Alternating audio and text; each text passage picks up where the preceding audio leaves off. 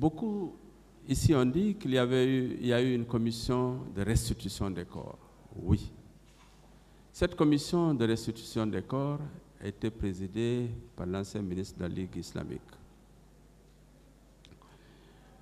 Et j'étais en contact avec cette commission. Chaque fois qu'il fallait restituer un corps qui est formellement identifié, on m'appelait pour me dire telle personne arrive, le corps, parce que les personnes passaient déjà à la morgue pour identifier les corps, et vous pouvez le restituer. Donc nous avons travaillé comme ça. Alors les corps qui sont restés non identifiés, et il était question maintenant d'organiser une identification visuelle pour appeler tout le monde, toutes les personnes qui ont perdu un parent, une personne, une connaissance, de venir et examiner, revoir encore une dernière fois si toutefois il y a une chance de retrouver son parent disparu. Dans un premier temps, ils ont proposé que cette restitution se fasse à la morgue de l'hôpital Ignace Dine. Par expérience, je leur ai dit qu'il est préférable que ça se passe à la grande mosquée. Parce que par le passé, j'ai quand même eu trop de souvenirs où de simples cas, quelquefois de délinquants, lorsqu'ils sont admis à la morgue, sous l'effet de la colère et tout ça, qu'on est venu quelquefois saccager.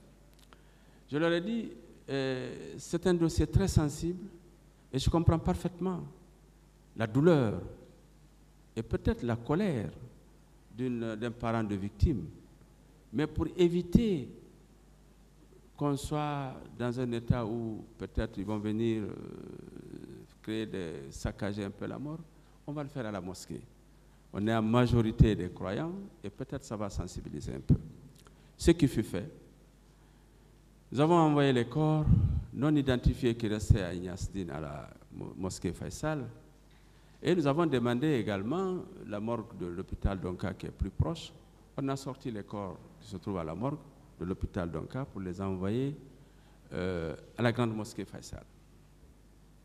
Les corps étaient en linceul. On avait fait ce qui était possible sur le plan de la thanatopraxie, sur le plan des soins des corps, pour faciliter la reconnaissance. Il faut dire tout de suite que la dégradation des corps est un phénomène, est un processus naturel. Tout ce qu'on fait sur les corps, c'est pour retarder cette putréfaction. Et les corps, ce que j'ai oublié de vous dire, parmi les corps à l'admission, on avait 11 corps qui étaient déjà en début de putréfaction.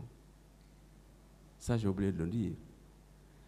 Et on peut raisonnablement se poser la question, pourquoi ils sont morts le matin et le soir, ils sont déjà en début de putréfaction?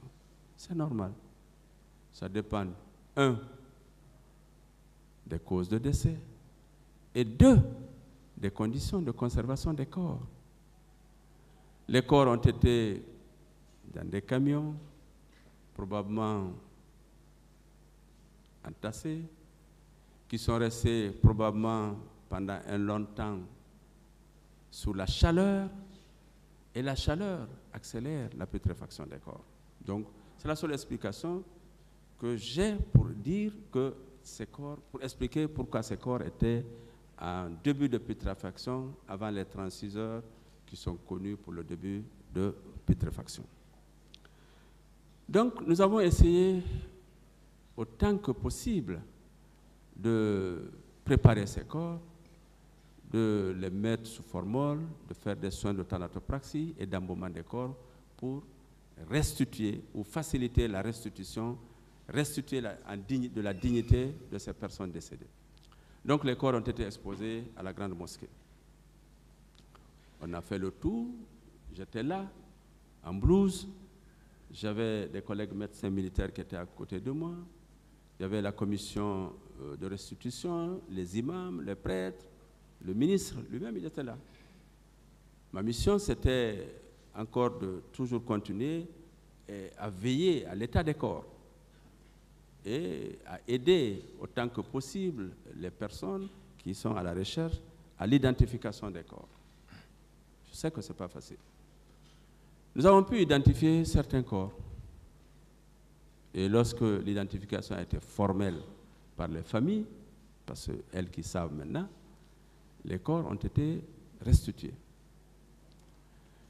Il est resté quelques corps qui n'ont pas été identifiés. Qu'est-ce qu'il fallait faire? Les enterrer. Et l'enterrement de ces corps a été effectué par le CICR. Les corps ont été embarqués dans des camions militaires et envoyés au cimetière de Cameroun. Et l'enterrement a été réalisé par la Croix-Rouge. Lorsque l'enterrement de ces corps a été réalisé par la Croix-Rouge, quelques mois après, le président Dadis a mis en place une commission d'enquête. Cette commission d'enquête était composée de magistrats, des avocats, des médecins. Président de l'Ordre national des médecins, en ma qualité de président, j'ai représenté les médecins avec un de mes collègues chirurgiens. Et comme j'étais membre de cette commission d'enquête, je savais très bien que certains corps n'ont pas été identifiés formellement et ils sont enterrés à Cameroun. J'ai proposé à ce qu'on fasse une exhumation de certains corps et demander les personnes qui ont perdu leurs proches de venir. On va prélever le sang, on va prélever les cheveux à la recherche de l'ADN. Parmi ces victimes, ou ces parents de victimes, j'ai suivi Maître Ba. Il a parfaitement raison. Il faisait partie, à travers son frère, des personnes que nous avons fait, qui ont bénéficié de ce prélèvement. Alors, nous avons d'abord fait l'exhumation des corps pour faire une extraction de l'ADN. Il y a des préparations à faire pour qu'on puisse extraire l'ADN. Nous avons suivi le protocole. Nous avons pris contact avec un laboratoire français qui s'appelle ToxLab, avec lequel on travaille depuis plusieurs années. C'est un laboratoire qui est agréé par la Cour d'appel de Paris. Nous leur avons dit que nous avons des prélèvements à faire et nous aimerions quand même les envoyer dans ce laboratoire pour faire une extraction de l'ADN et comparer avec l'ADN de certaines personnes que nous avons eu à prélever ici dans la recherche de leurs parents. Donc, du côté guinéen, j'ai essayé de passer l'information. Je crois que je ne connais pas le nombre de personnes que j'ai prélevées, malheureusement, mais je me rappelle de M. Ba, Maître Ba. Et avec d'autres personnes, nous avons fait des prélèvements de sang, nous avons fait des prélèvements de cheveux, nous avons fait des prélèvements de fanères, et nous avons prélevé les os au niveau du bassin, nous avons prélevé le fémur. Nous sommes allés avec les prélèvements. À l'époque, heureusement, il n'y avait pas Ebola, parce que, qui complique un peu le transfert des liquides biologiques. Donc, nous avons pu transférer les prélèvements à Paris. Arrivés à Paris, nous sommes allés à ToxLab et ils nous ont dit que c'est tellement compliqué qu'ils ne peuvent pas le faire. Ils nous ont donné l'adresse d'un laboratoire qui se trouve à Nantes, qui est un laboratoire spécialisé de biologie moléculaire, qui est capable de faire l'extraction de l'ADN. Nous avons déposé les prélèvements à Nantes. Ils ont fait le travail. Vous savez, au niveau de l'ADN, il y a l'ADN nucléaire et l'ADN mitochondrial. Il était plus facile de rechercher sur la lignée maternelle des personnes disparues par rapport aux prélèvements qui ont été réalisés sur les fragments osseux que de rechercher l'ADN nucléaire. Donc il fallait rechercher l'ADN mitochondrial. Nous avons envoyé dans ce laboratoire qui était spécialisé dans ce domaine. Ils ont fait les recherches. Un mois après, ils nous ont rendu les résultats. Et le résultat de ce laboratoire a été déposé à la commission qui a suivi ce dossier, d'instruction, je ne sais pas, qui avait son siège au Palais des Nations. Au Palais des Nations. Je me rappelle, on m'avait demandé de déposer le rapport et j'ai très bien déposé le rapport.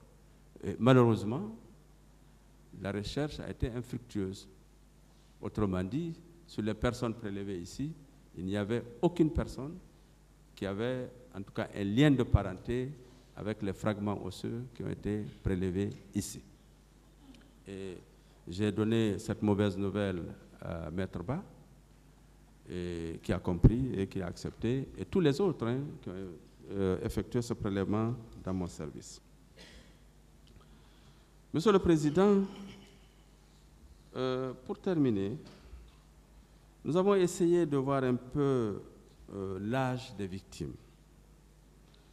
Nous avons trouvé que sur les 58 corps, on avait 4 qui avaient un âge inférieur à 15 ans, on avait 7 qui avaient un âge compris entre 16 et 25 ans, on avait 7 qui avaient un âge de 26 à 35 ans, 4 qui avaient un âge de 36 à 45 ans, et 5 avaient un âge de 46 à 55 ans.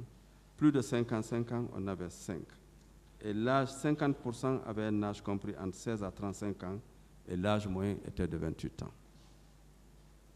Monsieur le Président, Mesdames et Messieurs les assesseurs, Messieurs les procureurs, voilà ce que je pourrais dire dans un premier temps, en attendant vos questions, sur, comme vous l'avez dit, ce que j'ai vu, ce que j'ai entendu et ce que j'ai fait dans le cadre de la gestion des dépouilles mortelles à l'occasion des événements du 28 septembre. Je vous remercie.